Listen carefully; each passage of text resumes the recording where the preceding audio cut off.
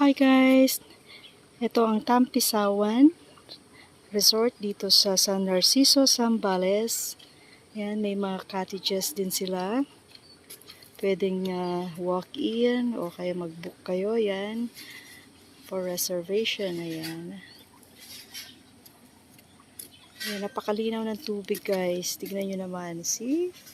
May mga duyan. Ayan. Yan yung mga balsa na yan na pwede silang mag-inuman dyan. Yan, surrounded ng palayan. Ayan.